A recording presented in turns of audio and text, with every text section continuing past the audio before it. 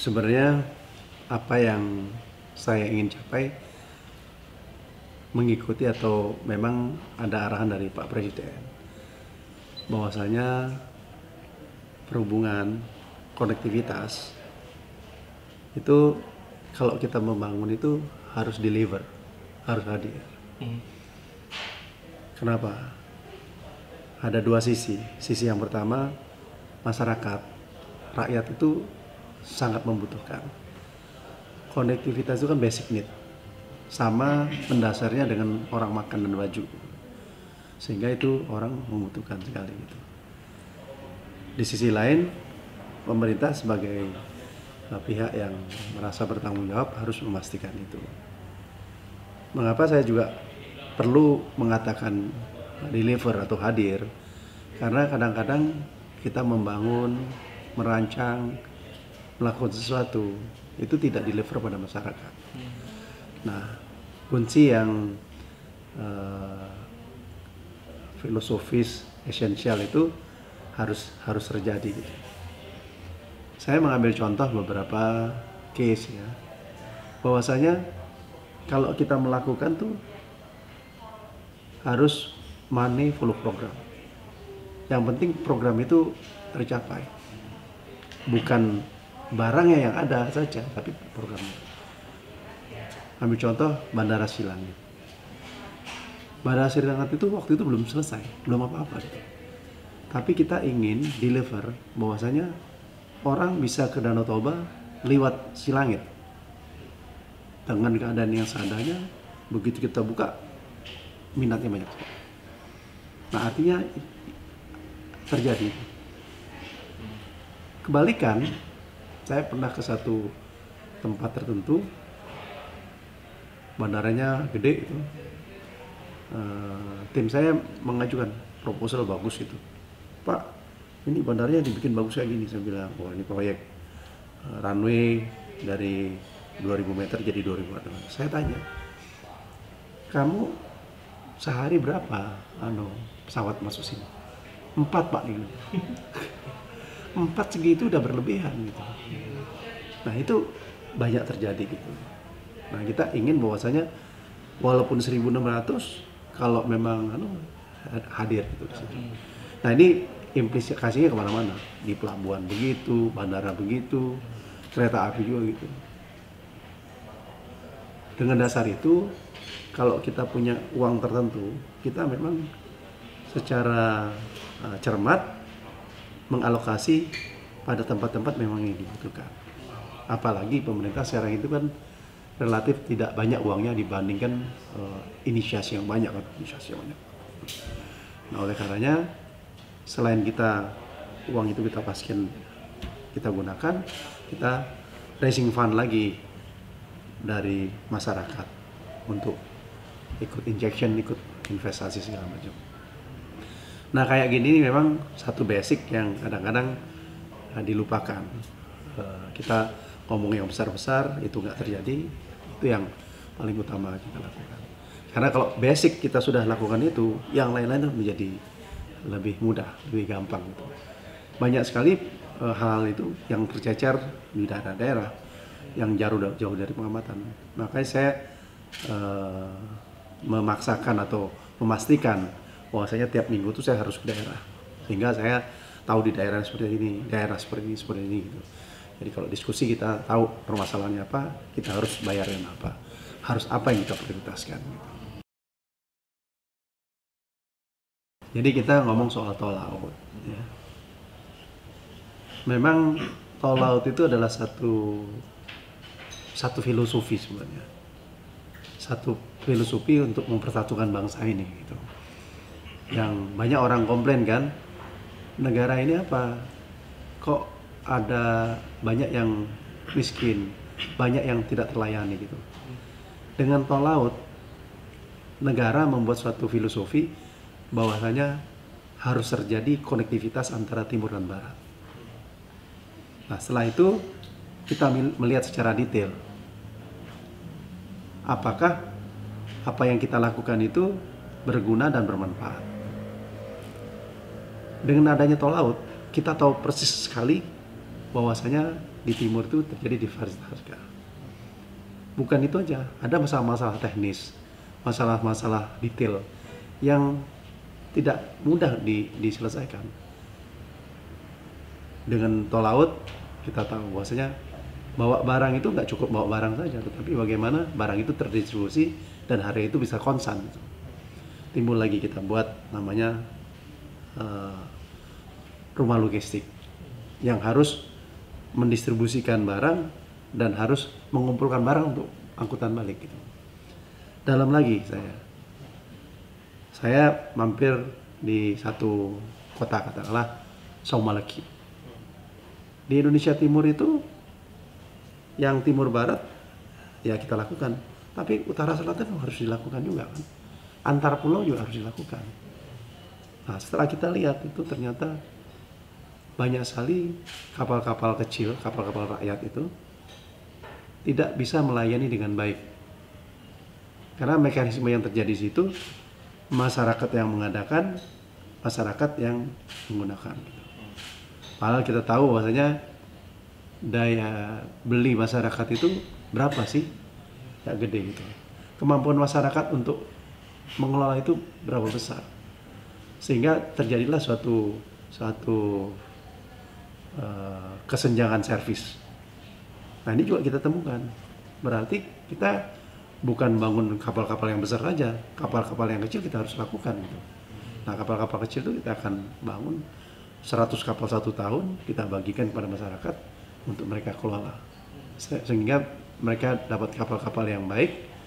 Dan juga lihat lagi SDM-nya, terus SDM-nya nggak ada yang sekolah, jadi nanti kita sekolahkan untuk safety, untuk security dan sebagainya. Nah jadi dengan tol laut itu kita bisa memotret secara real apa yang sudah dan apa yang belum. Nah yang belum itu kita harus lakukan, sambil tugas utama kita untuk membuat harga lebih bagus itu jalan dengan baik. Memang masih bervariasi, ada yang menurun harga sampai 30%, sampai 40%, ada juga baru 5%. Masalahnya sih banyak gitu, tapi problem utamanya itu bagaimana pada saat di satu tempat itu barang-barang itu harus dikelola, didistribusi secara bertahap. Bukannya kita mau, katakanlah kita dapat barang taruh ditinggal, harganya cuma 1 hari, habis itu diambil tengkulak.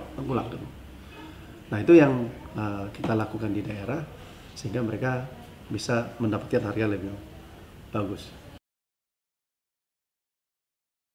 Ya, jadi kita akan buat pilot projectnya di Maluku karena Universitas Paripurna itu punya SDM yang bagus. Kita juga menyekolahkan orang-orang itu di ujung pandang. Sehingga yang katakanlah kita kalau kasih 10 kapal di sana, itu nanti PLNI sama ASDP menjadi bapak angkat, mereka itu dibina gitu. Mengelola berapa tahun, kalau setelah berapa tahun baru kita lepas sehingga mereka bisa menjalaninya sendiri. Goalsnya gini, goalsnya tuh multi guna ya. Goals yang pertama sebenarnya memberikan darah ekonomi untuk Indonesia bagian timur. Ya, dia bisa jual sapi gitu. Kalau dia jual sapi itu selesai, pasti harganya cuma 5 perak gitu. Tapi dengan ada pedagang sana yang 100 harus dibawa, maka harganya akan lebih tinggi. Dan dia ada harapan memberikan menjual sapi itu dengan harga yang bagus. Kalau lokal aja pasti nggak mahal kan, gitu ya. Nah, terus kita ngomong di sini, memang dengan skala itu belum mampu mengontrol harga yang di sini, karena di sini ada satu pedagang-pedagang besar yang mempertahankan harga itu, pasti kan nggak mungkin turun gitu. Tapi sama dengan yang lain, saya sampaikan sama BUMN ini, kita ini kalian itu belajar, mau berusaha, belajarnya dibayarin, supaya trading ini terjadi antara satu kota dan kota. Di sini hidup karena ada harapan dia bisa menjual. Di sini hidup karena ini disuplai. Sehingga kehidupan di sini itu dengan serta-merta tumbuh dinamikanya. Tidak saja dia itu bisa menjual, tapi ekonomi langsung itu. Bayangin kalau 100 sapi kali 25 juta berapa untuk besar, katakanlah kali 10 juta gitu. Tapi kalau nggak ditarik sini itu harganya kecil sekali gitu. Nah, banyak hal-hal yang seperti itu yang kita ingin lakukan. Bahkan timbul ide lagi yang cukup liar. Mengapa kita tidak ekspor langsung dari NTT atau Somalaki ke Darwin, atau dari Morotai langsung ke Palau, atau ke daripada dia mesti ke Jakarta dulu atau ke Surabaya dulu. Jadi dengan tol laut itu banyak sekali fakta-fakta yang terjadi yang mestinya dieksekusi secara makro selama ini nggak dilihat. Tapi dengan secara makro itu terjadi. Saya bilang sama PL nih, kamu saya kasih cuma 2 tahun ya, habis itu kamu ini jadi bisnis utama Anda gitu. Jualan ikan kayak, jualan daging kayak segala macam. Kalau ngandalin jadi transporter, gimana? Apa dia bisa?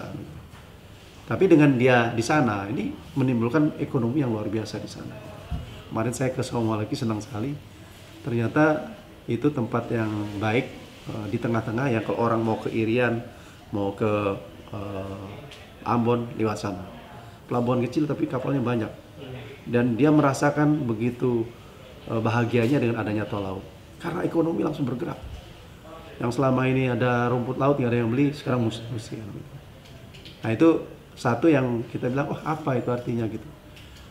Jadi kasarnya itu, even tidak terjadi suatu penurunan harga, tapi dengan adanya suatu trading yang bagus, itu sudah membangkitkan ekonomi. Karena mereka itu memang benar-benar tertinggal kan di NTT, Maluku, Maluku Utara, Papua segala macam. Memang kita mesti lakukan. Ya tentukan 100%-nya juga bingung. Tapi ginilah ya. Saya melihat bahwasanya harus ada improvement layanan ini. Yang paling harus itu dilakukan. Apa contoh improvement itu? Sekarang ini jalan darat ya. Itu kan kemarin Pak Basuki telepon saya. Pak, jalan saya rusak terus gimana? Truk yang 20 ton dipakai untuk 40 ton ya hancur lah gitu. Nah kita sebenarnya sudah menemukan konsepnya, yaitu menggunakan kapal ro-ro, short shipping. Jadi pakai ro-ro dari Panjang ke Jakarta, Jakarta ke Surabaya, Surabaya ke Bali segala macam. Sehingga truk-truk itu nggak di situ lagi gitu. Ya, 2019 itu harus jalan disertai dengan jembatan timbang. Tol laut kita harus pastikan bahwasanya itu lebih bermakna. Barang-barang bisa lebih murah dan barang-barang lebih banyak. Pelayaran rakyat yang selama ini kita nggak kita akan berikan minimal 100 kapal kepada mereka. Kita kasih pembelajaran. Yang lebih high profile katakanlah kita ingin Priok itu menjadi hub untuk transshipment. Jadi bukan ke negara tetangga, kita akan satukan kekuatan untuk melakukan ini. Soekarno-Hatta juga kita pengen jadi hub juga gitu. Jangan cuma transit aja gitu. Ini bisa jadi satu kekuatan tersendiri gitu ya. Kereta dan sebagainya banyak lagi yang gitu.